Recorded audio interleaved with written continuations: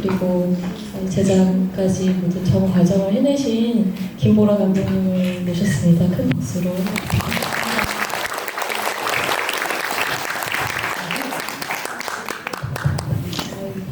사실 감독님 오늘 굉장히 편하게 하실 거고 제가 너무 떨리는데 모더레이터 역할을 처음 하는 자리라서 좋은 작품에도 불구하고 다소 원활하지 않더라도 좀 양해 말씀 부탁드리겠습니다.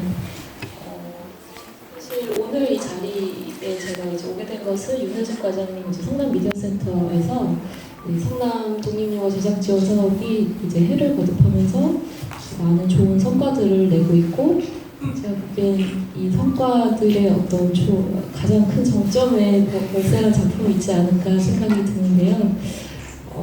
사실 감독님께서 공감하실지 모르겠지만 저는 여기 이제 임해역에 내려서 미디어센터 성남아트센터에 오기까지 항상 올 때마다 좀 마음이 되게 복잡해요. 이게 어떤 옛날 기억도 많이 떠오르고 가장 힘들었던 시기에 준비 과정에서 이곳을 드나들면서 면접 볼 때부터 심지어 면접 대기실에서 감독님을 뵌 시간도 있었고 또 이후에도 제작 진행이 빠른 속도로 이루어지지는 못했어서 그때마다 죄송하다는 말을 장착하고 이곳에 왔었는데 끝내 한 3년, 만 3년 만에 잘 완성하셔서 온전하게 작품을 시민분들에게 선보이시는 어떤 소감이 남다르실 것 같아요. 그래서 그런 성남시에서의 시사 자리 그리고 사실 독립영화가 기관의 지원금으로 많이 이루어지는데 그 해당 기관 특히나 그 세금으로 이루어졌을 때 그 세금 구성하는 시민분들과 함께 영화를 보는 자리가 굉장히 드물잖아요. 남다른 소감이 있으실 것 같은 한 말씀 부탁드리겠습니다.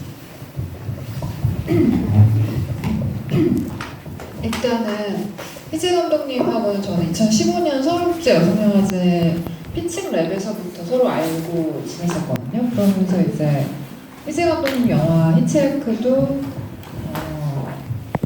그 같이 여성영화제 랩을 같이 하면서 한 달 반 정도 알고 있었고 또 희재 감독님 영화가 이게 성남문화재단도 지원이 되고 비슷한 시기에 같이 영화를 만드는데요. 희재 감독님이 말씀해 주신 것처럼 저도 여기 와서 읍소를 많이 했던 기억이 나서 과장님한테 막 울고 이게 여기에 통곡의 자리가 있었죠. 네. 그래서 오늘 과장님 보고 너무 반갑고 감사하고요. 진짜 성남문화재단 윤혜숙 과장님 벌새를 완성시켜 주신 많은 분들 중에 정말 고마운 분이시고요. 일단은 성남은 영지가 사는 동네잖아요.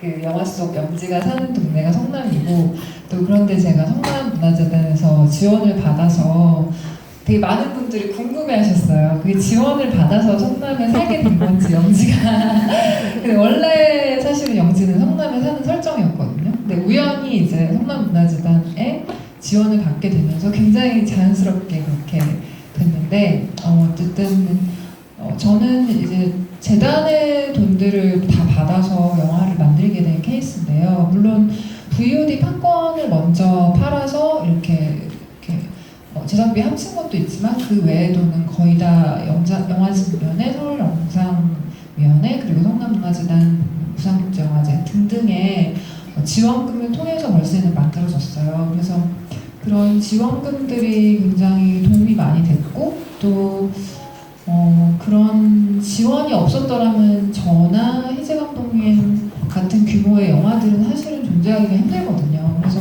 오늘 이 자리가 되게 뜻깊고 굉장히 감사하고 또 과장님을 보니까 저도 왠지 이 자리에서 과장님과 희재 감독님 다 보니까 진짜 막 회한이 무슨 회한이라 해야 되나 무슨 막 여러 가지 감정이 몰려오면서 이제 끝나가지고 잘 끝나서 오늘 이 자리에서 트는 거잖아요. 그래서 되게 기쁘고 그래서 히치하이크도 잘 개봉이 됐고 이제 저도 오늘 이렇게 상영을 하게 됐는데 기쁘고 되게 감사하고 여러 가지 감정이 저도 진짜 몰려와요. 저도 여기 올 때만 항상 죄인의 심정으로 왔던 기억이 나거든요. 항상 그 읍소하러 왔었는데 대드라는 연장에 군대를 간 적은 없죠. 왠지 군부대로 다시 가는 느낌이 있어요. 네 맞아요. 근데 오늘 다행히 이제 마무리를 하러 온 거라 우리 기쁜 마음으로 상영회 Q&A를 할 수 있으면 좋겠습니다. 일단 성남문화재단에 다시 한번 너무 감사드리고 과장님 윤혜숙 윤혜숙 과장님 정말 감사드립니다. 네, 박수 한번 부탁드릴게요. 오늘 이제 좀 길다면 길고 또 짧을 수도 있는 시간이 허락 주어져서요. 저도 너무 영화를 감동스럽게 잘 봐가지고 전해드리고 싶은 말씀도 너무 많고 질문도 많지만 좀 한두 가지만 여쭤본 이후에 관객분들과 함께 또 질문하는 시간을 가져보겠습니다. 사실 저도 영화를 만드는 입장이다 보니까 영화를 볼 때도 그렇고 만들 때 항상 변하지 않고 고민하는 것이 있어요. 좋은 영화가 뭘까? 재밌는 걸 수도 있고 감동일 수도 있고 뭐 어떤 이슈가 되는 영화일 수도 있고 한데 최근 들어서 점점 들었던 생각과 함께 벌새를 보면서 결정적으로 들었던 생각이 좋은 영화라는 것이 다른 게 아니라 장르나 이야기나 어떤 국적 만들어진 제작된 국적을 떠나서 보는 사람이 그 영화가 구성한 세계 안에 영화 이야기 안에 자기가 들어갈 자리가 마련되어 있는 영화가 또 따로 있는 것 같아요. 그리고 그런 영화들이 굉장히 좋은 영화라는 생각을 많이 하게 되는데요. 저에게는 이 영화가 그랬어요. 그래서 그 영화 속에 마련된 자리 안에 들어가서 휴식을 취할 수도 있고 기뻐할 수도 있고 즐거워할 수도 있고 기억을 떠올릴 수도 있는데 저는 사실 정말 많은 기억들이 소환됐고 이런 코멘트를 상당히 감상을 많이 들으셨을 거라고 생각이 드는데 그게 너무 감사했고 되게 고마운 영화라고 생각이 들고요. 특히나 또 저는 이제 막 바람 불던 날에 어떤 그 은희가 엄마의 뒷모습을 보면서 엄마라고 외치는데 돌아보지 않는 엄마의 뒷모습을 계속 바라보고 있다거나 아니면 특히 오빠에게 맞은 날 저녁 식사 자리에서 아버지한테 이제 맞고 싶지 않다, 맞지 않았으면 좋겠다라고 자기 의견을 말하는 순간이 굉장히 인상적이었고 이 영화가 되게 따뜻한 영화지만 동시에 날카롭고 어떤 비수를 가지고 있다라고 좀 특별하게 느낀 지점이 맞고 싶지 않다라고 말한 직후에 아버지가 은희의 의견을 온전하게 받아들이시진 않잖아요. 이제 다른 방식으로 아버지만의 가부장적인 방식으로 어떤 말씀을 하시는데 은희로서도 자기 의견이 좀 받아들여지지 않는구나라는 약간의 좌절을 느낀 순간에 이제 마주 앉아있던 은희의 언니 얼굴을 비춰주는 장면이 있어요. 근데 저는 그 장면이 너무 놀랐고 너무 인상적이었고 좀 찌르듯 듯한 느낌을 받을 정도로 너무 좋았어요. 그래서 밤새워 얘기할 수 있을 정도로 명장면들이 너무 많은데 사실 영화를 만들 때 어떤 하나의 특정한 장면 혹은 단일한 어떤 하나의 장면에서 모든 동력이 발생하기도 하잖아요. 이제 다른 모든 장면, 인물과 사건이 그 장면을 위해 존재한다고 할 정도로 생각이 들 때도 있고 애착이 갈 때도 있고 좀 변하지 않고 계속 존재하는 어떤 한 장면이 있을 것 같은데 질문드리고 싶은 것은 감독님한테 그런 장면은 어떤 것인지 먼저 여쭙고 싶습니다. 일단은 되게 많은 장면이 이렇게 좋아하는 장면 중에 하나인데요. 좋아하는 장면들이 있는데요. 근데 그것들이 계속 바뀌기는 해요. 영화를 만들고 나서 만든 사람으로서 좋아하는 장면들이 다 있는데 그 시간의 흐름에 따라 또 그 장면들이 바뀌더라고요. 근데 지금 딱 말씀을 주셨을 때 떠오르는 장면은 이제 은희가 영지 선생님이랑 대화를 나누고 밤에 영지 선생님이 손가락을 봐고 그런 대화를 하고 집에 혼자 걸어가는 장면이 있는데요. 그 장면에서 제가 시나리오에 썼던 지시물도 이렇게 슬픔과 기쁨이 동시에 있는 그런 표정 약간 비슷하게 썼는데 이 굉장히 아름다운 것을 경험했을 때 그 환희와 충만함 그때 동시에 찾아오는 어떤 애수, 슬픔 같은 정서들이 있잖아요. 왜냐면 그것이 영원히 지속됐으면 하는 바람이 동시에 있기 때문에 근데 하지만 그렇지 않기 때문에 오는 그런 미래에서 온 슬픔 같은 게 있는데 그 그것을 동시에 드러낸 장면이라고 생각을 했거든요. 은희가 이제 더 걸어오면서 문득 멈추고 뒤를 돌아보잖아요. 사실 뒤에는 없지만 아무도. 그리고 이렇게 딱 관객을 바라보는 듯한 이렇게 정면 샷으로 표정을 짓는데 그 안에 어떤 삶의 기쁨과 환희, 애수, 그런 그리움, 죽음의 어떤 그림자, 이 모든 게 다 드리워지길 바랬어요. 정말 놀랍게도 지우 배우가 그것을 잘 해냈고, 그런 아름다움 안에 있는, 도사리고 있는 여러 가지 것들이 그 장면 안에 너무 잘 드러난 것 같아서 그 장면이 되게 좋고, 또 그 장면이 저희 영화를 굉장히, 그리고 또 삶 그 자체를 잘 드러내주는 장면이라고 생각해요. 네. 사실 제가 어떤 자리를 내어주는 좋은 영화에 대한 말씀 드렸잖아요. 사실 이 벌새라는 작품이 감독님만의 온전한 목소리, 색깔, 그것들이 굉장히 잘 담겨 있는데, 동시에 놀라운 것은 한 발 떨어졌을 때는 반대로 관객분들이 자기 경험, 자기 자신을 대입해 볼 수 있는 자리가 굉장히 넉넉하게, 아늑하게 마련되어 있는 영화라고 생각을 해요. 근데 이제 영화 후반부에 굉장히 좀 큰 사건이 있잖아요. 저는 이제 아까 말씀하신 것처럼 피칭 프로그램 참여할 때부터 이제 함께 이 이야기를 봤었고, 구체적으로 알 수는 없지만 그 어떤 큰 사건이 이 이야기와 인물과 함께 할 것이다 라는 예상은 했는데, 그 사건이 등장하는 순간 정말 예측 불가능한 타이밍에 너무 강렬하고 마음 아프게 와닿았어요. 네, 그렇게 감독님께서 그 큰 사건을 이야기하면서도 그 사건이 인물과 밀접하게 연관되고, 또 보는 저희들로 하여금 그 안에서 어떻게 느껴야 하는지 자리를 되게 잘 마련해 주신다는 생각이 들었어요. 그래서 그리고 심지어 저도 이제 제 영화를 준비하는 과정에서 어떤 큰 화재 사건이 존재하고, 주인공에게 그 화재가 일어나서 자기 집이 사라지고 폐허가 된 집 앞에 마주서는 그런 장면을 잘 담아야겠던 저에게도 과제가 있어가지고 영화를 보면서 그 부분을 좀 인상적으로 봤던 것 같아요. 그래서 제가 이제 관객분들 질문에 앞서서 마지막으로 좀 궁금했던 부분은 그런 큰 사건을 영화의 이야기 그리고 인물과 연관시킬 때 과정에서 어떤 어려움, 어떤 고민들 많이 있으셨을 것 같은데, 아주 단순하게는 좀 반대 의견도 있을 수 있잖아요. 이 어떤 평범한 일상적인 보편적인 이 아이와 인물을 이야기를 다루는데 큰 사건을 굳이 등장시켜야 하는가, 그런 질문을 혹시나 마주치셨다면 어떻게 관철시켰고 어떻게 지켜내셨는지, 그리고 결정적으로 영화적으로 편집이나 촬영에서 자연스러운 흐름을 찾는 과정에서 어떤 고민이 있으셨는지 여쭤보고 싶습니다. 일단은 그런 고민들은 당연히 있었었고요. 왜냐하면 어떠한 사람도 소외시키고 싶지 않다는 것이 제가 영화를 만들 때 항상 생각하는 지점이거든요. 그러니까 그 성수대교 사건은 많은 사람들이 죽었고, 또 아직도 그 기억을 가지고 있는 사람들에게 그 당사자의 가족들이라던가 제가 혹시라도 상처를 주거나 이 영화가 불편할 수 있지 않을까라는 생각을 당연히 했었고요.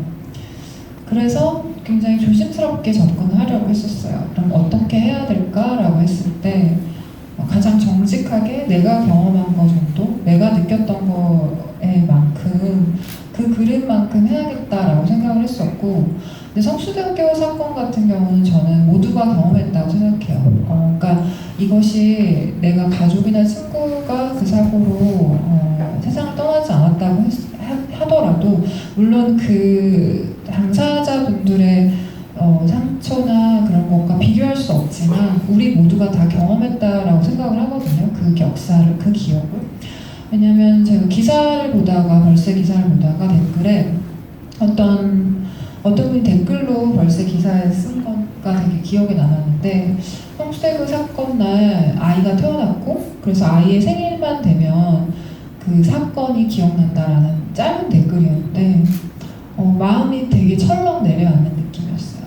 근데 정말로 우리는 그 사건을 잊었다고 생각하지만 여기 있는 대부분의 사람들은 그날 그 사고를 뉴스에서 봤을 때 내가 뭘 하고 있었는지 정확히 기억하실 거예요.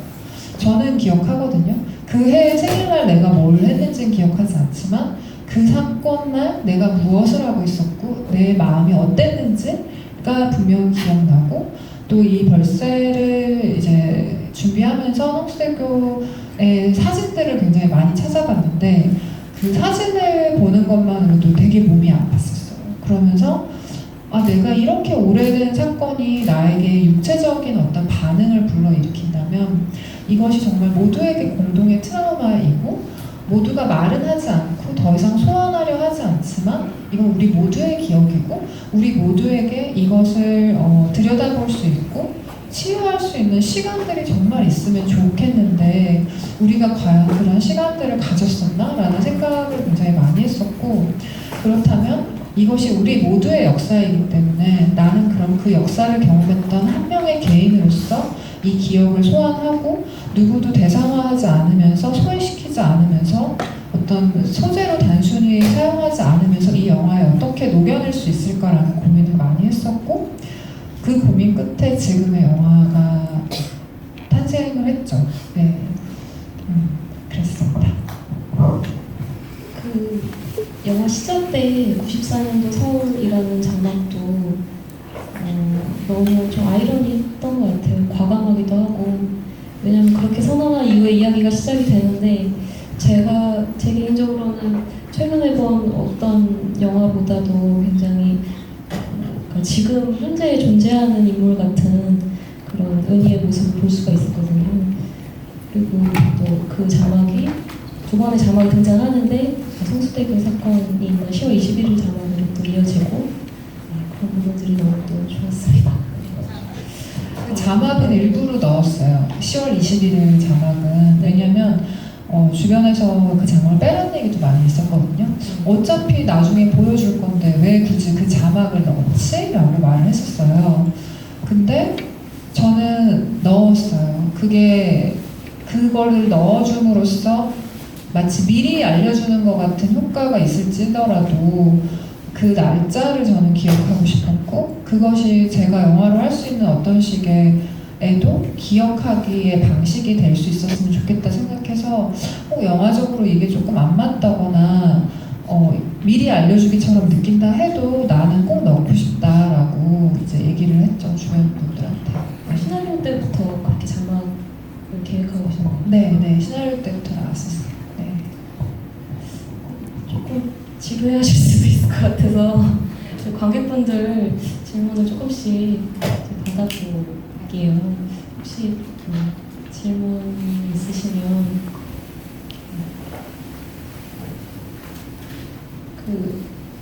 네.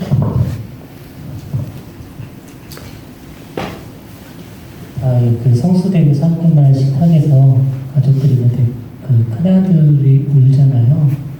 네, 영화상으로는 도저히 그 의미를 좀 캐치를 못해서 어떤 의미로 이렇게 우는 장면을 보셨는지 궁금합니다.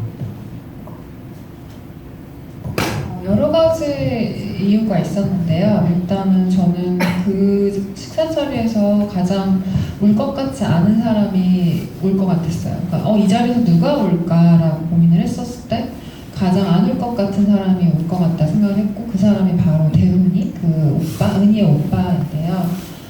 저는 은희의 오빠 같은 경우는 일견 은희를 가해하는 사람 같지만 자기 자신을 가장 괴롭히고 있는 사람이라고 생각을 했었거든요. 사실 가장 연약한 사람이 다른 사람을 공격하고 못되게 군다고 저는 생각을 했었어요. 생각을 하고 근데 그렇다 해도 그 사람을 그 폭력을 동정하거나 거기에 어떤 목소리를 심어주고 싶진 않았고요. 그런 폭력에 대한 이야기는 영지의 입을 통해서 한문 선생님은 영지의 입을 통해서 얘기를 했었고 하지만 캐릭터로서 나는 이 사람의 이면을 보듬어주고 들어줄 수는 있잖아요.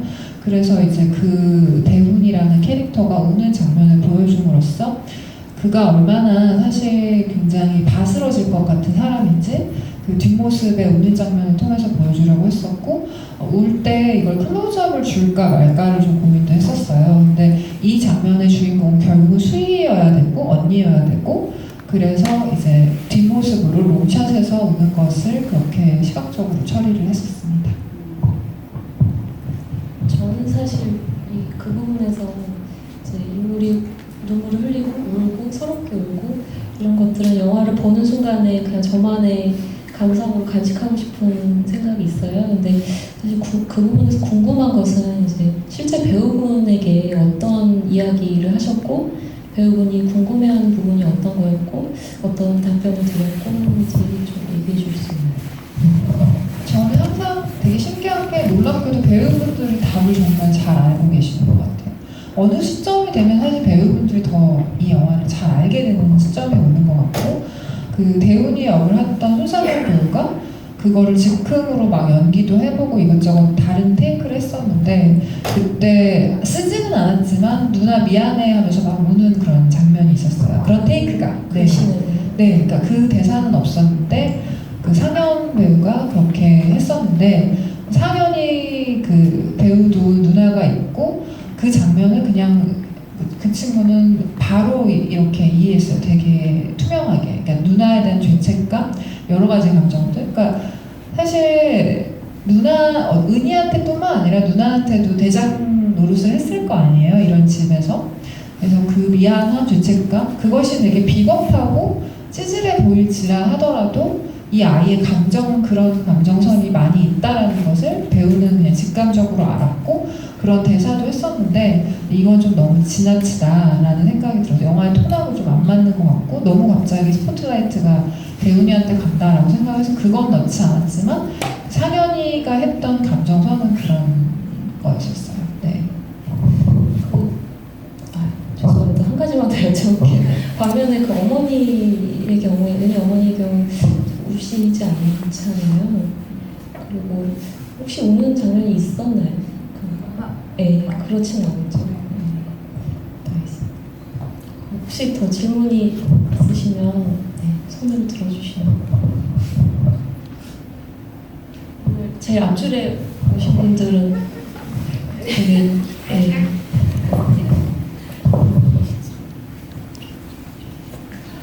영화 굉장히 잘 봤습니다. 이 엄마가 그러니까 엄마를 몸매어 불렀는데도 엄마가 이렇게 먼 산을 바라보고 이렇게 등을 이렇게 보이고 간 그 장면에서 그 엄마는 왜 어떤 그 전 사정에 그러니까 가정사에서 오는 어떤 그런 굉장히 무거운 짐을 이렇게 지고 있었다는 걸 그렇게 표현을 하셨는지 그 부분이 확실하게 이해가 좀 가지고요. 또 하나 그 한문 학원 그 선생님의 이렇게 이력을 이렇게 따져서 봤었을 때 그 학원의 이제 책꽂이가 이 막스의 뭐 자본주의나 해방전사 인식 뭐 이런 걸 보면 저 사람이 좋은 대학을 다니다가 어떠한 일이 있어서 그만두고 지금 생업전선을 이렇게 하는데 굉장히 사연이 있는 그러니까 80년대 소위 말하는 운동권에서 일했던 사람이 아닌가라는 어떤 그런 걸 이렇게 느끼게 하는 장면이 이렇게 있었거든요. 그래서 그러니까 그 굉장히 이렇게 삶에 이렇게 굴곡해진 사람을 결국은 이렇게 죽음에까지 이렇게 몰아넣게 하는 그 방식이 그 표현이 굉장히 마음 아팠던 것 같아요. 그러니까 어떤 그 의도를 가지고 그 개인의 어려움을 마지막에 죽음을 이렇게 표현하셨는지 첫 번째 질문은 질문해주신 분께서 말씀해주신 것처럼 정확히 보셨고요. 어머니 같은 경우는 한국 사회의 엄마라는 존재는 이름도 없이 너무 많은 일을 초인적으로 해야 되잖아요. 이 벌새의 어머니도 육아뿐만 아니라 그러니까 아이들을 키우고 도시락도 싸야 되는데 방앗간도 가야 되고 분명 명절에는 제사도 계속 지낼 테고요. 얼마나 할 일이 많겠어요. 그래서 늘 정신이 없을 것 같아요. 그리고 근데 아버지 같은 경우는 춤을 추러 다니는데 이 영화 안에서 엄마는 탈출구도 없어 보이고 그런데 이제 엄마라는 존재들이 바깥에서는 그나마 엄마가 아니어도 되잖아요. 그렇기 때문에 이 엄마가 자신의 소용돌이와 만나고 그나마 자신의 얼굴을 드러낼 수 있는 공간이 저는 오히려 집이 아닌 다른 공간이라 생각을 했고, 그래서 어머니가 파를 사오고 이제 장보러 장을 보고 이렇게 들어가는 그 짧은 짜투리 시간에 세상과 마주하고 자기 안의 어떤 허무함이나 두려움, 이렇게 고독 같은 것들을 들여다보고 있는 장면인데요. 은희는 이제 집안에서 보던 엄마의 얼굴이 아니니까 굉장히 낯설고, 그래서 계속 더 엄마를 부르는데 이 두 사람 사이에 이렇게 다른 두 개의 세계가 있는 거죠. 그래서 은희는 엄마가 자기를 들어주지 않으니까 서럽고, 근데 엄마는 그냥 엄마만의 세계에서 자기랑 대화를 하고 있는 그런 장면으로 묘사를 했고요. 근데 이제 은희가 나중에 좀 크면 엄마를 이해할 수 있겠죠. 그 엄마가 무엇을 생각하고 있었는지 그런 마음으로 이거를 썼고요. 그 장면을 썼고요. 그 장면 때 사람들이 되게 재밌었던 것 중에 하나가 뭐였냐면, 엄마를 계속 부르니까 그 아파트 단지였는데, 그게 오금동의 현대 아파트 그 정원 막 이런 거였는데, 그 아파트 단지에 아주머니 다 놀랐을 때 내 딸이 부르는 줄 알고 다 막 불안해했었다는 거예요.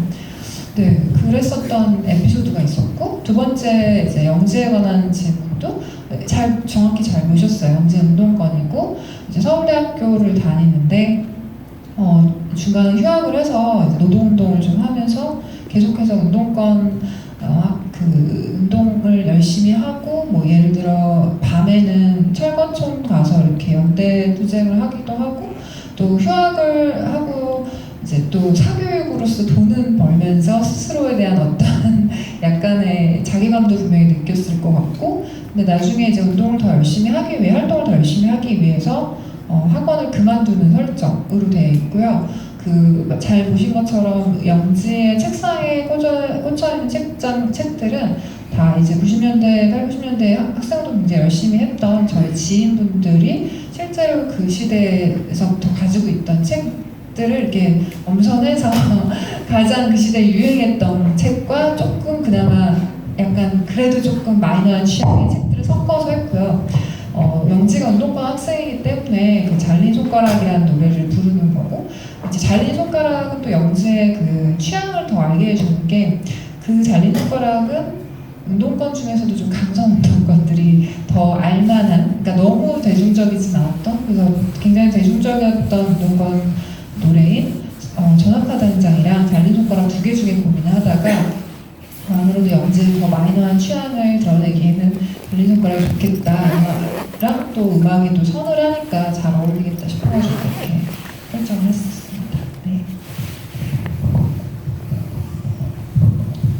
네, 저쪽. 네, 영화 잘 봤습니다. 여러 번 질문을 받으셨을 것 같은데 제목이 벌새예요. 그래서 저희가 아는 일반적인 벌새하고 이 영화에서 저 벌새가 좀 의미가 어떤 관계가 있는지, 어떤 의미로 벌새라는 제목을 설정하시는지 궁금합니다. 두 번째는 일반적으로 지금까지 제가 알고 있던 영화는 이렇게 뭔가 처음에 임팩트를 줄 수 있는, 저한테 공감대에 몰입감을 줄 수 있는 장면이 시작돼서 이제 거기서부터 뭔가 스토리를 전개해 나가는 이런 구성이었다면, 이번에는 굉장히 좀 이렇게 시간 흐름상으로 이렇게 계속해서 이렇게 무르르듯이 이렇게 흘러가는 이런 구성이 돼 있었어요. 그래서 색다른 구성이었다고 보고요. 그래서 이런 기존의 일반 영화와 다른 이런 이제 어떤 시간상의 이제 어떤 흐름, 일반적인 흐름 속에서 이제 잔잔한 사건들이 이제 벌어지는 이런 구성을 의도하신 건지 그게 궁금하고요. 마지막 하나 더는 이 영화에 보면 이제 다양한 좀 90년대를 사는 저희가 경험한 이런 속에서 좀 어두운 사회상들이 좀 나옵니다. 뭐 운동권 얘기도 나오고, 뭐 철거민 얘기도 나오고, 근데 이렇게 과하지 않게, 너무 과하지 않게 좀 이렇게 정제된 스타일로 좀 스토리가 전개가 되는데, 그게 이제 의도적으로 그렇게 좀 정제된, 제한된 이런 구성을 하신 건지, 아니면 예산상의 문제 때문에 뭐 이렇게 좀 할 수도 있는데요. 그래서 이제 그런 굉장히 좀 과하지 않은 정제된 스타일로 이런 스토리를 끌고 가는 게 오히려 오히려 더 이제 신선했거든요. 그래서 그런 부분에 대한 어떤 의도가 좀 어땠는지.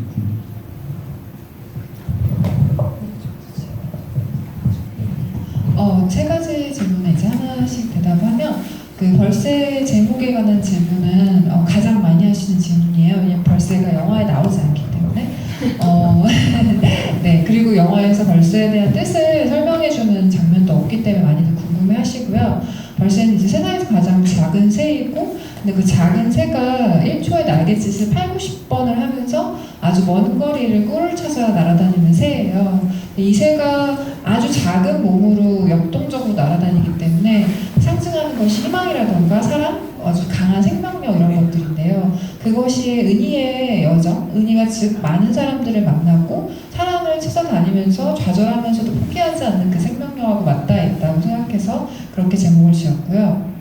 두 번째 같은 경우는 이야기 내러티브의 어떤 구조 같은 것들이 다른 영화들하고 좀 다른 이유는 그냥 그것이 저의 스타일이고요. 이제 영화를 만들다 보면 당연히 내가 어떤 식으로 만들어야 될지를 굉장히 고민을 하고, 이건 사실 세 번째의 질문하고 똑같이 이제 이렇게 연이어서 좀 대답을 해보면, 이렇게 한꺼번에 대답을 해보면, 영화의 모든 거는 저는 의도를 담았고요. 이 이야기의 구조, 플롯의 어떤 1막, 2막, 3막이 어떻게 전개될 것인가에 대해서, 즉 1, 2막은 굉장히 잔잔하게 전개가 돼요. 마치 일상의 부분들을 이렇게 보여주는 것처럼 전개가 되고, 3막에서 성수대교의 자막이 뜨는 순간부터 영화는 마치 폭주하는 기관차처럼 엄청나게 빠른 리듬으로 진행이 되거든요. 그거는 편집 감독님이랑 저랑 완전하게 이 구조에서 1, 2막의 리듬을 어떻게 할 것인가, 그리고 1, 2막을 한 몇 분까지 가져갈 것인가, 그리고 3막의 리듬을 어떻게 하고 샷의 길이는 다 어떻게 할 것인가에 대한 굉장히 치밀한 계획 끝에 어떻게 보면 만들어진 그 구조라고 생각을 하고요.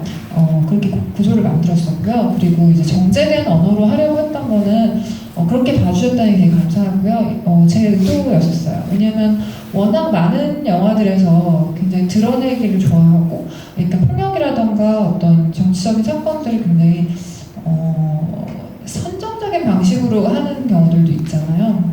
근데 저는 그런 방식이 아니었으면 좋겠다고 생각을 했고, 예를 들어 이 영화에서도 폭력이나 여러 가지 큰 사건들 같은 경우도 굉장히 일상에 녹아있는 방식으로 잔잔하게 보여주려고 했고, 사실은 그것의 방식이 굉장히 잔잔하고 간조적이기 때문에 더 아프고 더 감정적으로 공감할 수 있는 지점이 분명히 있다고 생각을 해서 여러 영화적 선택 속에서 좀 관조적으로 떨어져서 관찰하고 들여다보는 그런 연출 방식을 택했었습니다. 네. 아까 혹시 손 드셨나요? 맨 앞줄이에요. 네, 그 영화 오프닝에서요, 그 간절하게 막 보다가 다시 이제 올라가는 부분 있잖아요. 그래서 왜 오프닝을 그 장면으로 이제 선택해서 연출하신 건지 그 의도가 궁금해서요. 그것도 가장 많이 궁금해하시는 장면인데요. 일단 영화의 오프닝이라는 거는 영화의 어떤 첫인상 같은 거고, 근데 첫인상이긴 한데 이걸 다 보여주시면 안 되는 첫인상인 거잖아요. 그래서 이 어떤 일별, 이 영화가 어떻게 진행될 거에 대한 일별, 그리고 어떤 식의 인상 같은 걸 보여주는 게 굉장히 중요하다고 늘 생각을 하기 때문에 어떤 인상으로서 이 영화를 시작할까에 있어서 굉장히 많이 고민을 하다가 학교에서 벌 받는 걸로 할까? A반 B반 나누는 걸로 할까? 아니면 떡집에서 시작할까? 여러 가지 그런 선택지가 있었는데 전혀 다른 어떤 느낌으로 시작하는 게 좋겠다 싶었었어요.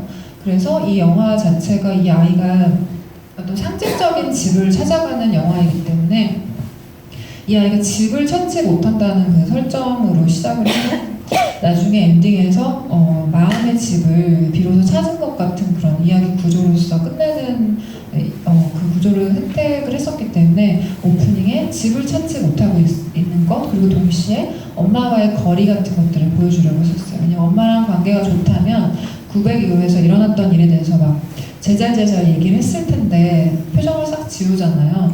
그 지우는 표정을 보면서 그 말하지 않는 것을 보여줌으로써 굉장히 많은 걸 말하고 있는 그래서 이 아이가 어디에 서 있는지, 감정 상태가 어떤 상태인지, 엄마와 관계는 어떠한지, 그리고 이것이 어떤 식으로 앞으로의 영화제 관계에 영향을 미칠 것인지까지 해서 오프닝으로 적절할 것 같다라고 생각해서 그 장면을 넣었었습니다. 네, 여기 이쪽에 먼저 네.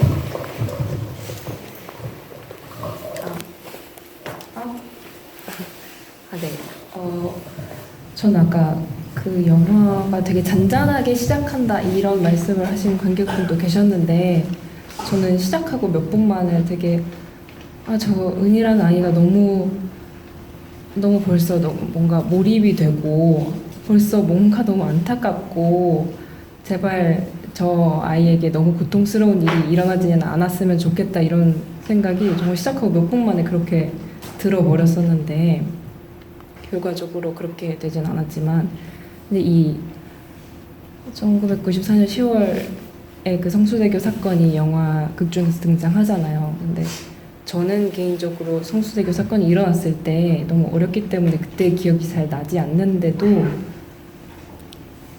그런데도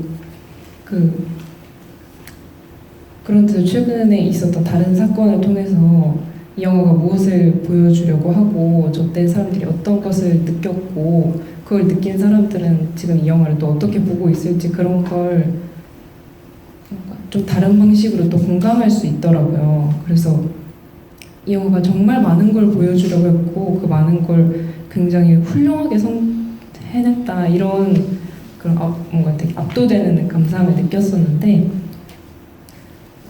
이게 그 영화 중간중간에 보면 되게 톤을 이렇게 좀 조절하고 배우가 이런 말씀을 하셨었잖아요.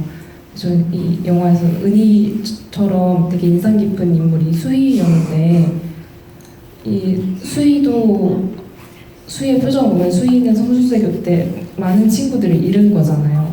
그 불행을 스쳐 지나갔고 그래서 이 수희라는 인물에 대해서도 조금 더 할 이야기가 사실은 있지만 은희가 중심이기 때문에 하지 않은 이야기가 있지 않을까 좀 그런 생각이 들었어요.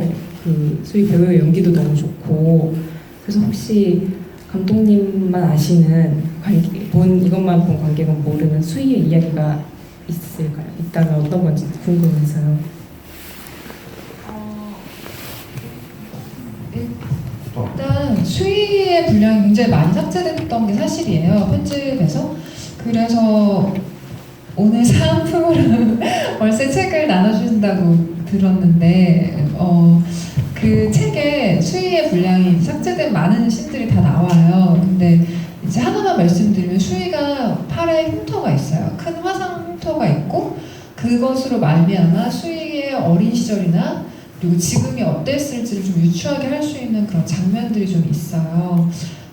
그 외에도 수위의 전사들이라던가 뭐 지금을 알 수 있는 씬들이 좀 많이 있었는데 그리고 또 은희와 수위의 어떤 즐거운 그런 자매를 보여주는 장면들도 있었는데 시간 관계상 그리고 이게 주인공 은희에게 집중하다 보니 많이 삭제된 장면이 있어서 저도 굉장히 안타까운 그런 안타까운 캐릭터라기보다는 안타까운 장면들인데요. 다행히 정말 박수영 배우님이 수희 역을 해주셨던 박수영 배우님 너무 연기를 잘해주셔서 그렇게 잘려 나갔음에도 불구하고 많은 분량이 수희의 역할은 굉장히 매력있게 생생하게 살아있고 사실 이 사람의 다른 이야기가 궁금하다는 건 그 사람이 좋다는 거잖아요. 그 캐릭터가. 그래서 많은 분들이 수희가 더 궁금하다라고 해주실 때 굉장히 그 수영 배우님한테 개인적으로 굉장히 감사했고 그런 전사가 좀 있었어요. 네. 또 질문이 있으셨나요? 이게 맞죠? 네. 아까 손 드시잖아요. 여기 앞줄에 계시죠? 네, 안녕하세요.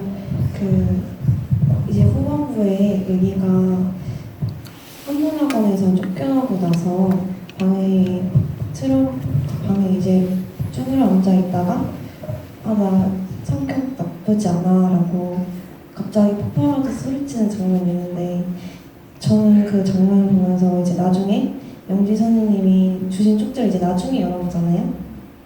근데 그 쪽지에 이제 세상 참 신기하고 아름답다라는 문장이 그 장면을 보면서 떠오르더라고요. 이제 한편으로 또 이제 개인적인 것이 정치적인 것이다라는 문구도 함께 떠오르면서, 왜냐면 이제 양지 선생님이 약간 그런 캐릭터가 있기 때문에. 그래서 이제 그 디렉팅을 하실 때 어떤 식으로 연기 지도를 하셨는지, 또 그 순간에 은희의 마음이 어땠는지 알고 싶어요. 편지를 읽을 때요. 은희가 아니, 소리를 칠 때요. 그때 그러니까 제가 정확한 워딩은 사실 기억이 잘 안 나요. 워낙 오래전에 촬영을 해서. 근데 그 소리치는 순간에 그 감정들에 대해서는 이제 사실 촬영하기 전부터도 시나리오 얘기 진짜 많이 했었거든요. 그래서 당연히 이게 은희가 잘못한 게 아님에도 불구하고 제대로 대접을 못 받았잖아요, 이 집안에서. 여러 가지. 그리고 또 사실 이 집에서 어떤 한 개인을 이렇게 좀 마녀 사냥하듯이 하는 그런 부분들이 항상 있잖아요. 집안에서 언제나 희생양이 필요하기 때문에. 그런 부분에 대해서도 얘기를 좀 했었었고, 그리고 이 은희가 여태까지 좀 굉장히 억눌려 있는 그런 장면들을 많이 봤었잖아요. 그래서 차분하게 있다가 거기에서 정말 비로소 처음으로 터뜨리는 그런 장면인데, 사실 근데 순서상으로는 좀 이걸 초반에 찍었어요. 저희가 아파트 장면을 다 찍고 나중에 거를 찍어냈었기 때문에. 근데 이제 은희에게서 너가 여태까지 항상 맞아왔다면, 그리고 항상 여태까지 아무 말도 못했었어. 그래서 너무너무 억울했고, 근데 네가 지금 굉장히 기대고 사랑했던 사람이 지금 사라졌어. 그럼 네 마음이 어떨 것 같아? 이런 방향의 질문을 했었고, 그 현장에서도 이런 방향으로 디렉션을 줬던 것 같아요. 그러니까 항상 연기를 이제 디렉팅을 줄 때 네 마음이 지금 어떨 것 같아? 지금 이 마음은 어떨 것 같아? 라고 물어봐요. 그러면 은희가 내 마음은 이래요 라고 대답을 하면, 그때 맞아, 그래, 그럼 그렇게 가보자 라던가, 제 마음은 이래요 했는데 제 디렉션이 좀 안 맞으면, 그러면 이 방향은 어떨까? 그러면 그럼 이 두 개로 다 같이 해볼까? 그리고 어떤 게 더 맞는지 한번 볼까? 이런 식으로 했는데, 지금 딱 기억에 남는 거는 이렇게 너가 계속 맞았었고, 누구도 제대로 편이 돼주지 못했더라 했는데, 너한테 정말 편히 들어줬던 사람이 있었어. 근데 그 사람이 지금 어디 갔는지 알 수가 없어. 네 마음이 어떨까? 라고 했던 그게 기억나는 것 같아요. 그리고 시나리오 단계에서도 그런 부분에 대해서 되게 얘기를 많이 했고, 또 은희가 실제로 현장에서도 되게 그 영 선생님한테 기댔기 때문에, 캐릭터로서 사람으로서 그랬기 때문에 그 장면에서 되게 은희도 몰입을 해가지고 좀 연기를 했었어요. 그리고 사실 화를 낸다는 게 굉장히 어렵기 때문에 첫 한두 테이크는 굉장히 어려워하다가 좀 나중엔 내려놓고 그 다음에 연기를 하기 시작하는 걸 제가 좀 느꼈었어요. 네. 저 뒤쪽에 계신 분.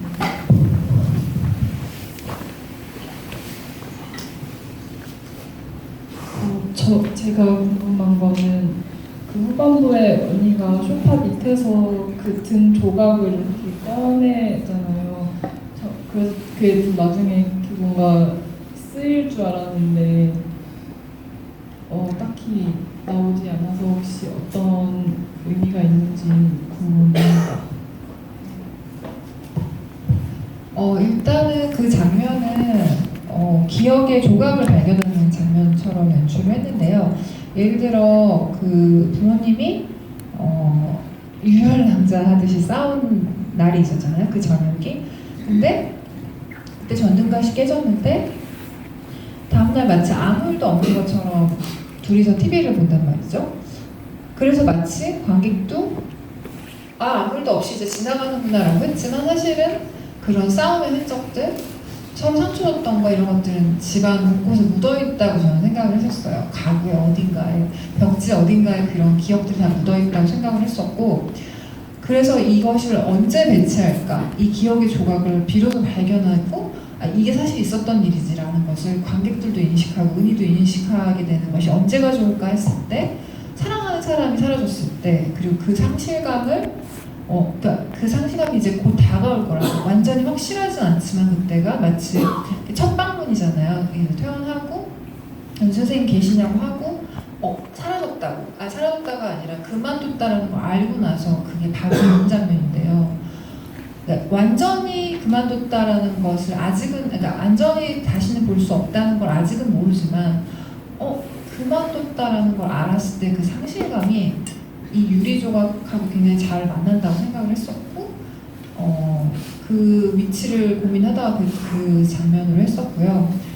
그래서 그것이 무엇인지가 다음에는 당연히 나오지 않고요. 그냥 이 장면 자체가 의도하는 거는 기억들이 얼마나 생생하게 살아있는지, 사실 묻어있으려고 해도 다 어딘가에 있다라는 거. 그리고 우리는 항상 삶에서 어느 시기에 그 조각난 기억들을 반드시 목도하거나 마주칠 수밖에 없다라는 거, 그런 것들을 시각화했던 장면이었습니다. 네. 저기 중간에 계시네요.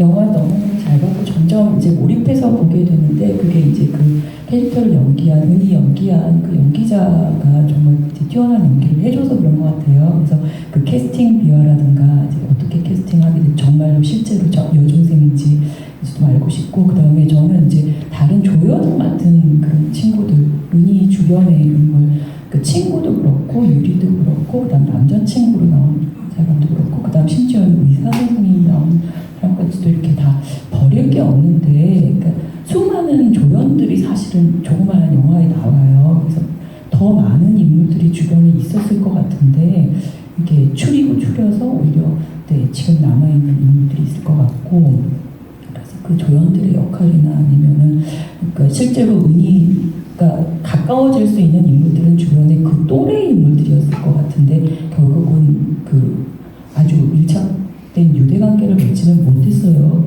그 친구들이나 남자친구나 아니면 나중에 후배로 나온 친구들이나. 그래서 이제 그런 부분 캐릭터에 대한 거 좀 듣고 싶고, 제가 잘못 이해했는지는 모르겠는데 남자친구가 맨 마지막 순간 이렇게 찾아왔을 때, 그러니까 너희 누나 어때? 뭐 이렇게 물었어요. 그럼 제가 잘못 들었는지 모르겠는데 두 번씩이나. 그래서 우리 언니 어때? 그러니까 우리 언니 괜찮아라고 얘기를 해서, 의도적인 건지 아니면 그냥 그냥 남자기 때문에 누나라고 표현한 건지 그냥. 네. 일단은 첫 번째는 은희는 캐스팅을 오디션을 봐서 했었고요. 박지우 배우는 대구에 사는 친구였고 에이전시도 없었는데 어머니랑 같이 오디션을 보러 왔고, 처음부터 되게 마음에 들었었던 친구예요. 그 연기를 굉장히 담담하게 하는 것이 정말 좋았었어요. 그러니까 이 시나리오가 굉장히 뉘앙스가 많이 있는 시나리오고, 그 서브텍스트 같은 것들을 잘 읽어야 되는데 굉장히 놀랍게도 그것들을 잘 읽으면서 연기를 하더라고요. 그래서 이 친구다라는 생각을 했었고, 그리고 두 번째는 말씀해주신 그 조연 같은 경우는 저도 이 영화에서 되게 주인공 조연이 없다라고 생각할 정도로 많은 캐릭터들을 사랑했었던 것 같고요. 한 몇몇 캐릭터가 좀 더 있었는데 이제 시나리오 과정에서, 수정 과정에서 삭제된 캐릭터들도 있고요. 근데 지금의 이제 자리에 있기까지 좀 몇 년 동안 수정을 좀 했었는데, 각각의 인물들이 다 각자의 역할이 있기를 바라면서 시나리오를 좀 썼었어요. 그러니까 지숙이 같은 경우에도 나중에 은희한테 너는 네 생각만 한다 이런 대사를 하잖아요. 그렇게 했던 이유는 은희가 실제로 자기 생각만 할 수 있는 가능성이 굉장히 있기 때문에.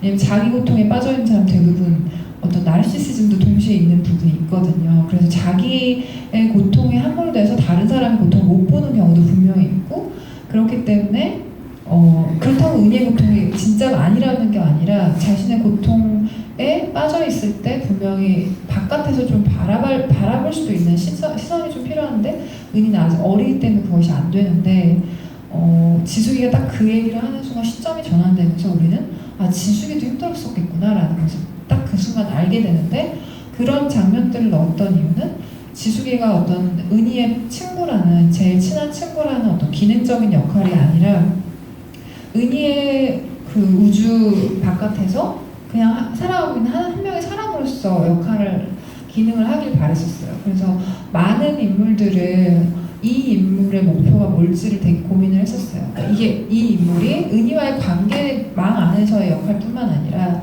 엄마는 정말 뭘 원하는지, 아빠는 뭘 원하는지, 그게 꼭 은희와 관계 짓지 않아도 각각의 인물에게 어떤 식의 목적을 다 주어주려고 했었어요. 그래야 각각의 인물들이 살아있는 사람들이 되니까. 그래서 많이 고민을 했었는데 그래도 버릴 인물이 없는 것처럼 보였다고 해주셔서 되게 감사드리고요.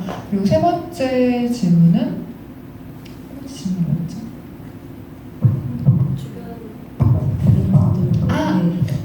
세 번째 질문이 그거 같아요. 지환이 그 대사는 제가 관찰을 했을 때 특히 남학생들 같은 경우에는 누나라고 하더라고요. 너네 언니라고는 안 해. 왜냐면 자기한테는 그 사람이 누나기 때문에 누나라고 하더라고요. 그래서 저도 언니라고 해봤는데 그랬더니 그 배우분들조차도 실제로 누나가 더 편하다고 했었어요. 그래서 그렇게 대사 같은 경우는 그 디테일을 알아봐 주시면 되게 감사한데요. 대사 같은 경우는 제가 다 실제로 처음부터 끝까지 입으로 읽어보고 입에 안 붙는 대사들은 구어체로 계속 바꾸는 노력을 했었고요. 그리고 계속 정제를 하려고 노력을 했었고 최대한 실제 사람이 말하는 거에 비슷하게 좀 하려고 노력을 많이 했습니다. 네. 두 번째 줄 계시는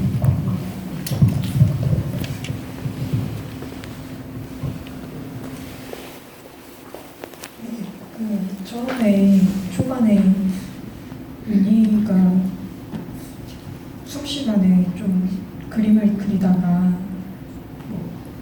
일어나서 읽어보라고 했는데도 영어를 뜨문뜨문 읽고 또 딱히 영화 전반적으로 딱히 공부에 대한 큰 관심은 없어 보이는데 왜 한국학원에 다니고 있는지 그게 좀 궁금했어요.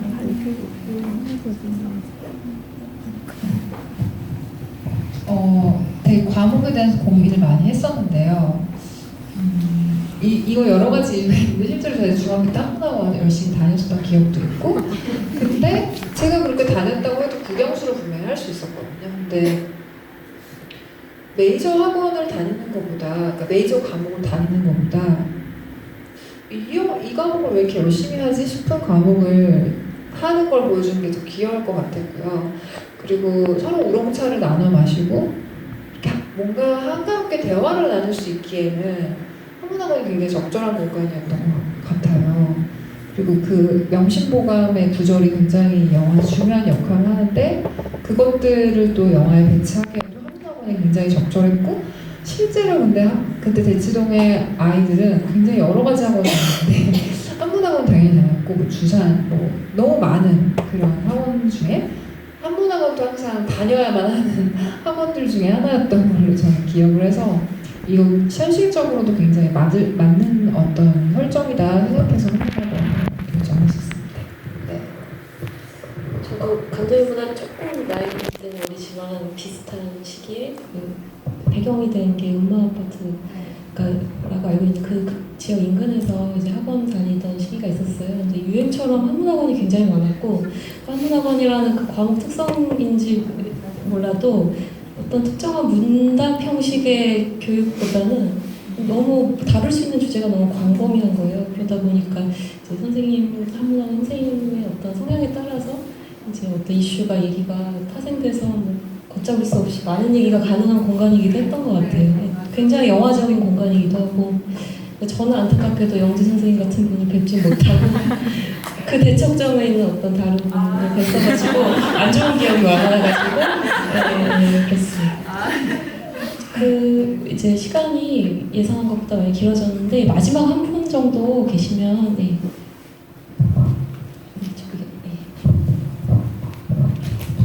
영화 잘 봤고요.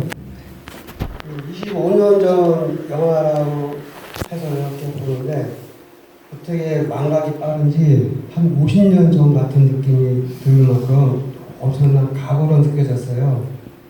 그리고 대하는 언어가 서로 인격을 무시하는 거 당연하다 하면서 왔다 갔다 하는 걸 보다 보니까 참 세상이 많이 변했구나. 지금 그런 큰일 나거든요. 부모자 식간에도 그런 감정을 느꼈고요. 두 번째는 94년에 그렇게 여러 가지 일이 일어났나 해서 한 해 큰 사건들 많이 있는 거 우리가 이 친구가 사는가라는 생각도 들더라고요. 그리고 그 중위 시설에서 몇 가지 물어보잖아요, 선생님한테. 철거인지 불쌍해요 그랬지만 불쌍하게 생각하지 마요. 우리 잘 모르잖아. 그 얘기 대사하고요. 앞으로 맞지 말어. 방해해. 뭐 그런 대사가 있잖아요.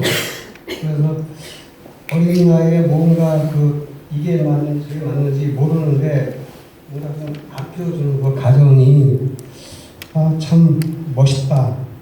어른으로서 아이한테 알려주는 게 그런 생각을 했고요. 마지막 마무리.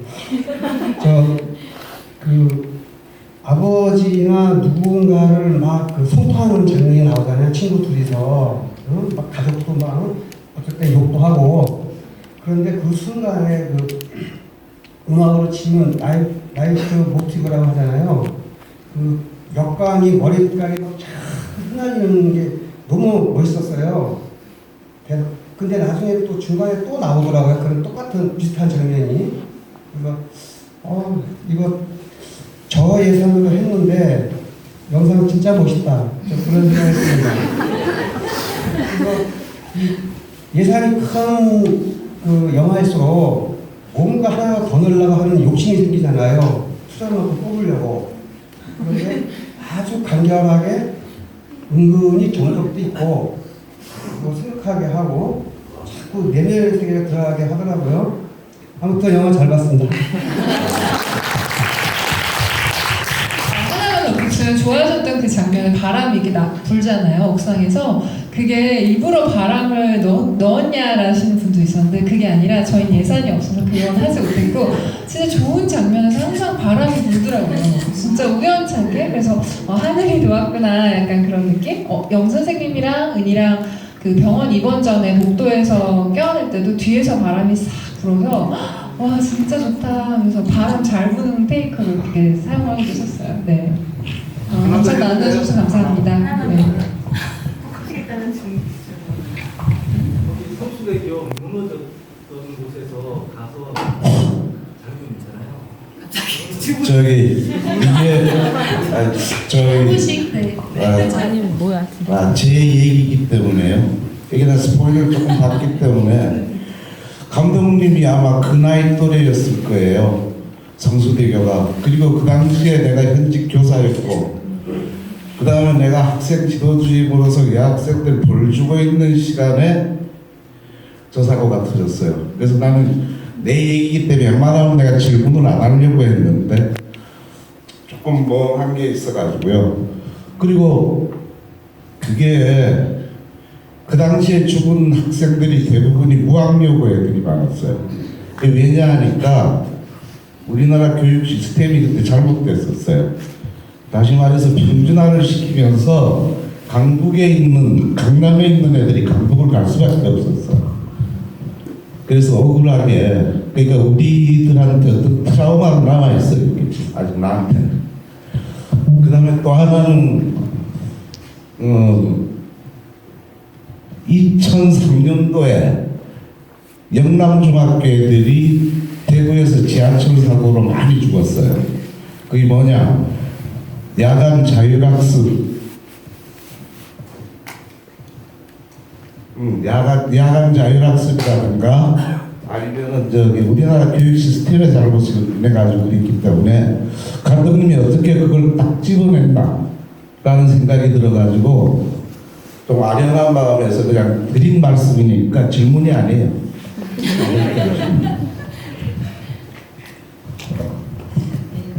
오늘 되게 열띠게 좋은 질문 많이 해주셔서 감사드리고요. 근데 이 작품이 88년도 배경으로 하는 리코더 실험이라는 단편 작품이 어떻게 보면 씨앗이 됐을 수도 있는데 그걸 알다 보니까 영화를 보는 동안 크레딧이 특히 올라갈 때 감독님 여건이 가능하다면 이제 94년도 이후 은희의 삶도 계속해서 영화관에서 그려주시길 바라는 마음이 생기더라고요. 너무 영화를 좋게 봐가지고. 혹시 마음한켠에 그런 계획이 어렴풋하게라도 있으신지 이제 마지막 질문으로 드리고 싶습니다. 이거 벌써 하는 게 그렇게 쉽지는 않았어요. 저는 아시잖아요. 그래서 지금으로서는 솔직히 좀 생각이 있진 않은데요. 사람이 또 알 수 없으니까 열어두고. 네. 근데 이름이 은희인 캐릭터는 쓸 수 있을 것 같아요. 왜냐면 그 이름이 너무 좋아서. 그 정도까지는 이제 네, 그 정도까지. 네, 아직은 잘 모르겠어요. 네. 오늘 좋은 영화와 함께 좋은 말씀 감사드리고요. 네, 마지막 인사 말씀 부탁드릴게요. 오늘 와주셔서 정말 감사드리고요. 문 앞에서 어떤 아주머니들이 1시간 18분인 줄 알았는데 2시간 18분이었어요. 너무 놀래하시는 거예요. 긴 영화인데 이렇게 여기 와서 보러 와주셔서 정말 감사드리고요. 그리고 과장님이 어떻게 계시죠? 과장님이 이거 꼭 말씀드리고 싶었던 게 영화 완성되고 나서 너무 고생하셨는데 이렇게 잘 완성돼서 너무 기쁘다 이런 식의 문자를 보내주신 적이 있었어요. 근데 그 문자가 되게 감사했었거든요. 이렇게 지원을 성남에서 받은 것도 물론 감사하지만 이 과정을 지켜본 사람의 그 문자가 어떤 의미인지 알기 때문에 진짜 감사했던 기억이 나요. 그러면서 느꼈던 게 진짜 영화라는 게 정말 많은 사람들의 많은 도움으로 만들어지는구나라는 걸 굉장히 느꼈었고, 그래서 오늘 정말 희재 감독님 말씀하신 것처럼 오늘 상영이 왠지 되게 짠하고 감사하고 굉장히 기분 좋은 어떤 마무리 같은 느낌이 들어서 성남문화재단에 그리고 과장님, 윤혜숙 과장님에게 그리고 관계하신 모든 분들에게 다시 한번 감사드리고, 오늘 와주셔서 좋은 질문 해주시고 또 질문 아니라 좋은 소감 나눠주신 관객분들에게 모두 정말 감사드립니다. 감사합니다.